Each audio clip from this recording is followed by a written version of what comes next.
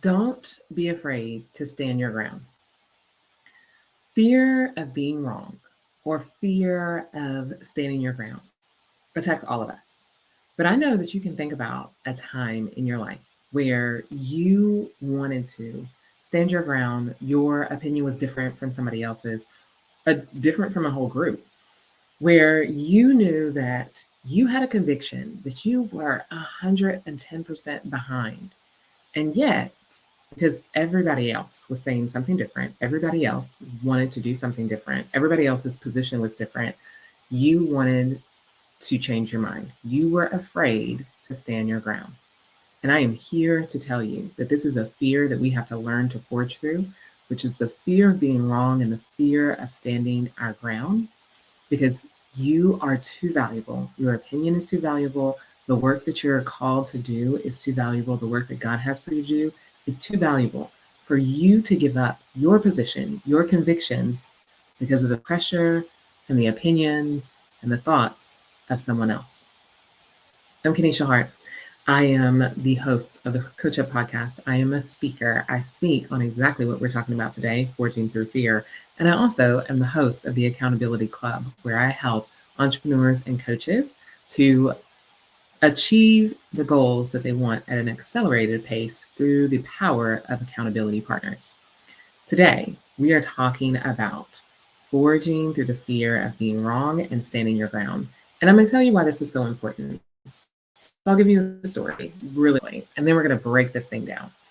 So recently, I was in negotiations with a service professional, essentially. And in these negotiations, in this conversation, the service professional was telling me that I couldn't do a particular thing. So I wanted to not have to provide a particular disclosure. And the service provider was telling me that in order for us to continue business, I absolutely have to. I had my reasons for not wanting to provide the disclosure. One of the reasons being that I would have had to disclose information that, or sign off on information that I was not firsthand privy to. I could not validate, I could not verify, but as part of this process, I needed to sign off on a document that said I could validate this information, or it gave me the option that if I couldn't validate it, then I could just say I didn't know. But my stance was, I have no way of knowing this information. I have no dog in this fight, per se, when it comes to being able to verify, validate any of this information. And so I prefer to not have my name, my signature, means I am giving my word on this document. But the service provider was adamant it had to be done. So this is what happened. On the document, the service provider, on our agreement between myself and the service provider, there was a box that said I didn't have to complete the document the service provider was telling me I had to complete. In order for our business to move forward, there was actually an option on our agreement that said, no, you can either choose to provide this document and this disclosure, or you do not have to. And so I thought, well, if that's the case, why is my service provider telling me that I absolutely have to provide this document when I actually don't? So I went back to, we'd already had several conversations in this vein where I explained my reasoning for my conviction of why I did not want to provide this document, why I didn't want to sign this document to the service provider. They continued to push back. They continued to push back. They continued to push back. And I'm sure some of you all can relate to this. You've been in a situation similar. But finally, I then pointed out to the service provider the portion in our agreement that stated I either had the option to or option not to provide this document as long as all parties involved agreed that I didn't have to provide the document. When I presented that, do you think that the service provider that I was dealing with graciously said, oh, I was wrong? No, they did not. Do you think they graciously said, oh, I didn't know that? No, they did not. What they then proceeded to do was to secure another document that they asked me to sign, stating that I was certainly not going to provide the initial document that I had refused and had the conviction that I did not have to provide, sign off on, validate. And I was fine with signing this additional documentation because it supported my original stance that this document that the service provider was adamant had to be done, that I didn't have to do it. And so I say all that to say, as we get into how we forge through the fear of being wrong, or how we forge through the fear that sometimes comes with standing our convictions, that even though this service provider, the service professional that I was dealing with, was adamant, was experienced, had been in this business that we were in business now together with, conducting business, I've been in it for much longer, years longer than I'm even aware of being in, right? So I have nothing on their experience. I have nothing on their tenure, none of that. Nothing on their knowledge to an extent. But yet I had my convictions. And I had my belief that what I was doing was the right thing to do for me, and how I was going about it was the right thing to do for me. And then and I also then to find there was documentation available to support my stance and my convictions made the process that much more sweet. And so I say that because so often, too often, we are afraid to stand our ground when we know we're right. And there have been times when you've been right about something, that your thought process, your understanding, your position, your opinion is the right one for you. And it may be for a group or a situation or a progress that needs to be happening, but whatever it is, that you're right. But you're afraid because people are in your ear saying, you shouldn't do this, or you shouldn't do this, or this is not how it's been done, or this is how it's always been done. And all of that contradicts with what you believe, what your conviction is. And so then fear sets in where you say, well, maybe I shouldn't, or maybe I should go along with the crowd, or maybe I should listen to this person, or maybe I'm wrong. But I want to tell you, there's a way to forge through that fear so that you can be strong, be courageous, be bold, have faith in your convictions, forge through the fear of being wrong to see what that produces for you in your life. Because too often when we capitulate, we have regret. And what we are regretting is allowing the pressure of someone or something who we deem more knowledgeable, more experienced, smarter, maybe older than us, that they're telling us something that's contradictory or contrary to what we know or believe. But when we listen to them, we regret it. And too often when we, as I said, we give in to what they want because of those reasons, we perceive them to be more experienced or smarter or more knowledgeable. We move from our conviction, our deeply held conviction, and then we regret it because we think, oh, maybe if I had. We start to wonder, if I had done it this way, how would it have turned out? All of this is fear-based. We can forge through this. It's the fear of being wrong. It's the fear of missing out, right? I don't want to miss out on what these people know, even though, and then there's also the other fear of, I do have a fear that I'm going to miss out on taking the action that I think and what that could produce. So you're going to have fear on missing out, possibly either way. It also is a fear of bad outcomes. What if my convictions are wrong because everything and everyone around me is saying something different? So what if the outcome is going to be bad? If I listen to them, they've been through this. They know. So they know that the outcome is okay. But my outcome or my decision, my conviction, my stance is going to go in a different direction. And I don't know if that's going to be a good outcome. So there's a fear of the outcome being bad. There's also a fear that causes us to stay in this space or to sit in this space or have regrets because we don't follow our conviction. And that's the fear of offending others. Again, if you have people who are older, smarter, more knowledgeable, more experienced in a situation, and you're ignoring them, you're not taking their counsel, then you may offend them. It may happen. And there's that fear that I may actually offend these people. And so you may not want to do that. And so you give in. We can't, it's not a fear that we can allow to forge our futures. We have to forge through that fear. There's the other fear of not being liked. That now that you're going against the norm, going against the consensus, that people are not going to like you. It's very possible. It's very likely. It's just a part of life. But it is a fear, and I get it. And then there's another fear that comes along with this, and it's the fear of being considered difficult.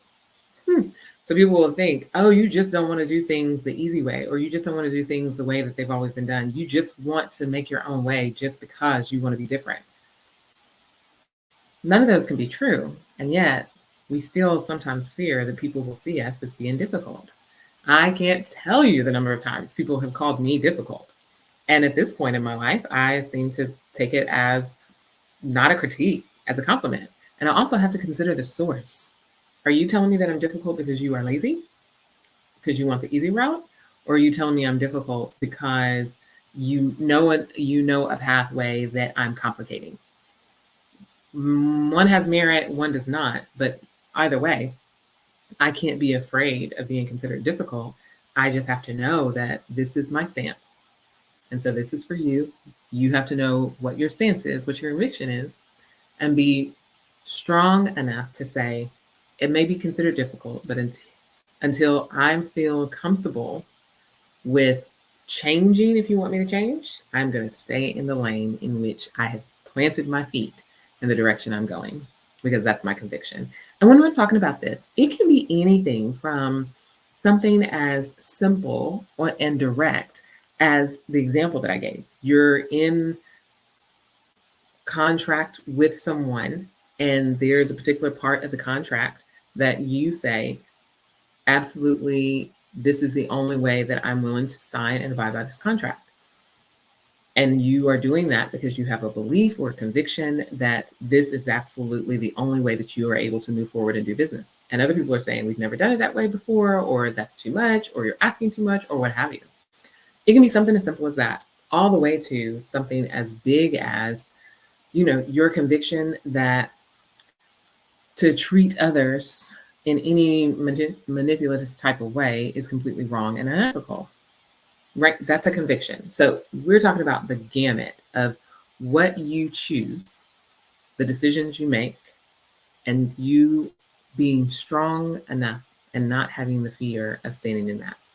So the question then is, we've talked about all these fears, right? And we've talked about the fears that come along with, attach themselves to the fear of being wrong and the fear of standing your ground.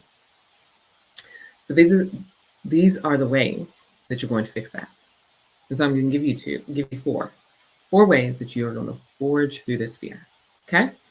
Number one, you are going to double and triple check your conviction. So if we're going to take a stand, if you are going to be adamant about something, double and triple check with yourself that, yes, this is the decision that I am holding fast to. It is okay that we change our minds. And it is okay that we change our minds when we have been adamant with someone or a group of people about something, and then we change our mind. That's completely okay. But when we have decided this is the path that I'm going, this is the decision I'm making, this is how I'm going to handle this, make sure you are 100% on board with yourself. So that can look like a variety of things. It may be sitting down, writing it out, taking some time to think. I am a 48-hour decision maker. I find that if I have to make a decision, and even small decisions, when I take 48 hours to think about it, I make better decisions than if I try to make decisions on the spot. You may have something similar, most of us do, about how we best decide something and then are convicted in that decision. And so go to that process, whatever that process is for you. Like I said, it may be journaling, it may be writing out the pros and cons, it may be talking with someone, it may be praying. Jesus is always the number one counselor we should seek. Whatever those are, but double and triple check your conviction that the decision that you're making, you are 100% behind yourself. That's number one. Because now, as you attack this fear of being wrong and the fear of standing your ground and the repercussions that may come of it, at least you know for yourself, and you are not confused at all about why you know, so make sure you know why you're doing this and you're clear on that and what doing this will look like for you. Okay, so that's number one. Number two, find proof for yourself if you can. So as the example that I gave you, the story that I gave you, where I was dealing with a service provider, a service professional, and there was a contract involved and there was a document involved. Eventually, I found proof in the two box options that said, yes, I had to do this, or no, I didn't have to do this, that there was evidence I didn't have to comply with what this person was asking me to do. There was proof. So sometimes you can't find that, but if you can, get the proof, right? If you are telling somebody, I'm going to use a very simple one. You know, nowadays in the classroom, they do math differently. In elementary and middle school, maybe even high school, they teach math differently. They have graphs that they teach people to use and all sorts of stuff. You know, when I was coming up, we memorized the multiplication table, right? Like there was no, let me figure out how many eights by drawing series of eight 7 times. No, we memorize what 8 times 7 equals. Okay. So it's just a different process. But I say all that to say, for example, simple example, if you know, and I know that 2 plus 2 equals 4, 1, 2, 3, 4, 4, right? Then there's proof to that. There's evidence supporting that. You can find that on any number of mathematical textbooks, anything, right? You can find proof for that. Whereas if somebody comes up to you and says, no, we now do subjective math and 2 plus 2 equals 5. There's no proof for that. There's no evidence for that. So they have nothing to stand on, but you have something to stand on. You have evidence, you have proof. So if you can find proof, again, not always going to be the case, find proof. That way, when people come to you and they have a difference of opinion, you can say, this is another reason why I am taking the stance that I'm taking. Number 3, do not be afraid to ask questions and more questions and more questions over and over and over again. What do I mean by that? In order for us to be completely confident in our conviction and then have the faith and the boldness to stand in our convictions and to not be afraid to stand our ground, we want to make sure we have all the information that we can possibly gather and all the scenarios that could possibly come of what we are deciding on, what our decision is. And so ask questions. If there's a part that you don't understand, if there is a possibility that you're unaware of, ask questions and ask different people. Ask multiple people. Don't ask just one person and don't ask just the same question. Change the way you ask the question, ask the same thing, but ask in a different way each time. Find people that you can ask these questions to or do research, right? And that just goes back to number 2, find the proof. But ask questions, because if you have a stance and you have a conviction, so let's say we'll go back to my example, the document that I did not want to sign, ended up not signing.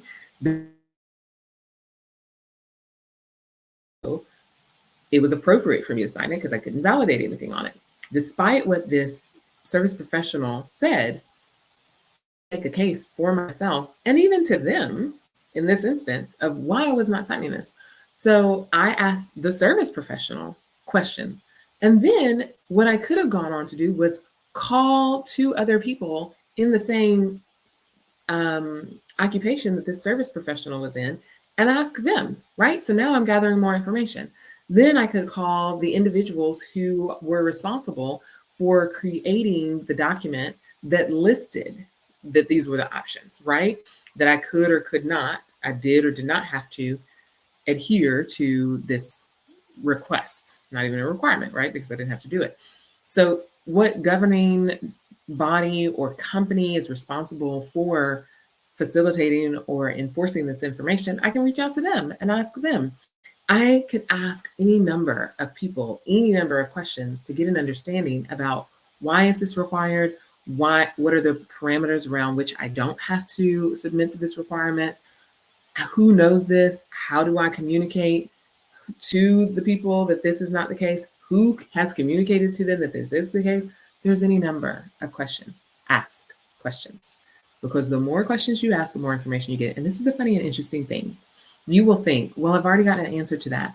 But it's amazing. One, the more people you ask, either more confirmation you're going to get, or you're going to get a slightly deviating answer It is going to give you a bit more insight. It is going to give you a bit more knowledge that you didn't have, that's going to either support your stance, or maybe cause you to change it. But again, the more information you have, because the more people you ask questions to over and over until you get an understanding, not until they get tired of explaining, until you get an understanding, whichever comes first. But if you don't get your understanding, you go to somebody else if they get tired before you get your understanding. Then the more you get that, the better decision you're going to be able to make. And if you're already convicted in your decision and this information supports it, the more support you have for your conviction, right? So ask questions. Number 4, how we forge through the fear of being wrong, or forge through the fear of standing our ground, is to be humble. And I know that's going to seem like a contradiction, but be humble. And what do I mean by that? I mean, be open to the possibility that you are wrong. Be open to the possibility that there is a better way. Be open to the possibility that you do need to consider a different avenue. And that's okay, because when we go into a situation with confirmation bias, meaning we are already biased 110% toward our conviction, and we're not open at all to hearing other viewpoints, other perspectives, other considerations, we will very quickly run off of cliffs, very quickly, and it will not be productive. But when we are humble, when you are humble, when you say, okay, prove me wrong, give me proof, right, of why your way is better than what I want to do. Give me knowledge that I don't have that shows why your way and your direction is better than the conviction that I have right now. And when we're open to that, then we can see, am I right? And do I move forward with how I feel? Or is there a better way, right? Are there dangers that I didn't consider because I didn't know? And so it comes from, it's a part of asking questions, because you have to be humble enough to be willing to seek information, and not just information that confirms what you want to do, but information that allows you to confer and figure out, are my convictions right? Should I move forward, or are they not? So be humble, be open to being proved wrong, but just make sure that if someone or people or something is counteracting your stance, counteracting your conviction, that they are able to give you proof, not opinion, proof that is going to help to sway your change your mind. So that's important to remember. So the 4 ways that we forge through this fear, and it's so important to do so, because again, if you have a conviction, if you are dead set on a decision that you're going to make, a way that you're going to do something, a conversation that you need to have, a belief or a principle, whatever it is, you have to be bold enough to stick with that, because the results from that, your intuition that's telling you to do this, or if you are a follower of Jesus, if God especially is telling you to do this, then you have to be bold enough to test it. And the only way to test it is to try it and to follow through on our decisions, and then be amazed by what happens. Not everything works out great, but I have found oftentimes in these situations, it does. So the 4 ways, again, are double check, triple check your own conviction within yourself. Find proof, if you can, to support your conviction and your decision. Number 3, don't be afraid to ask questions.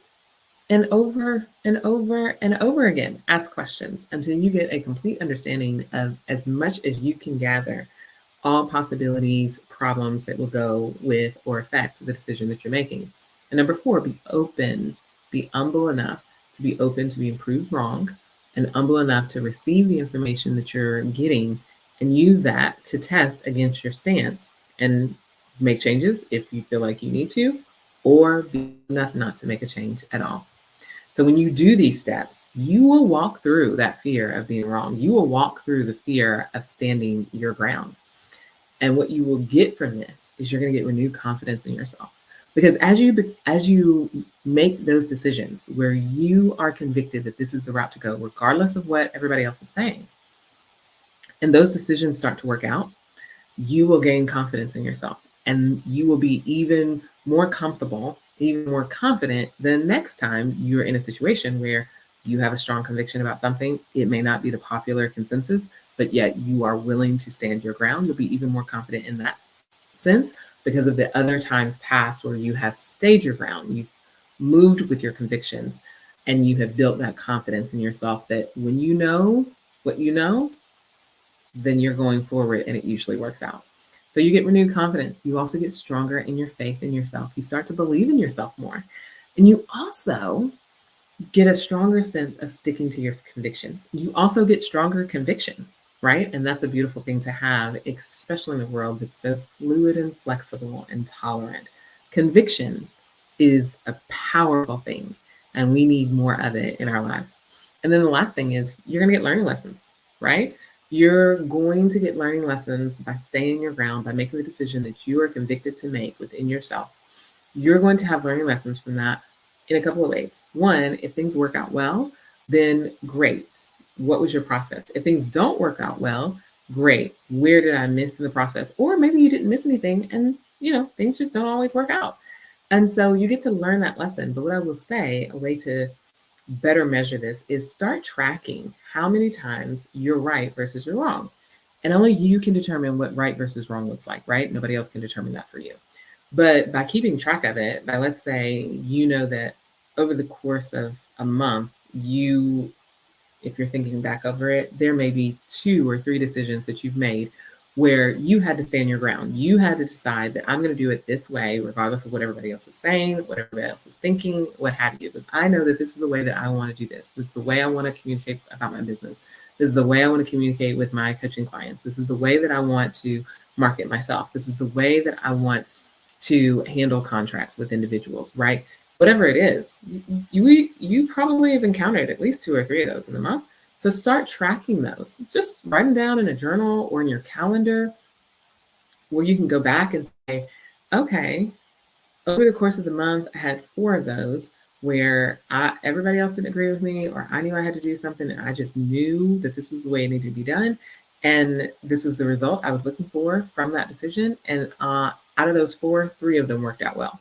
Great. So now you know that 75% is your track record for producing positive results when you stand your ground. That's goes back to the first one. That's a confidence booster because now you know that, okay, there is a higher probability that me sticking to my intuition, me sticking to my convictions, me making the decisions that I have thought of that while tested, while tried, while communicated with, while refined with other people, that these decisions that I make have a 3 out of 4 chance of being successful. So I'm going to stick with that. And then continue to learn, because if you can intentionally grow that to 80% or 85% or even 90%, then it's going to make you a better decision maker. It's going to make you a better leader, and it's going to make you more fearless in standing your ground and less concerned about being wrong. So this is my challenge to you.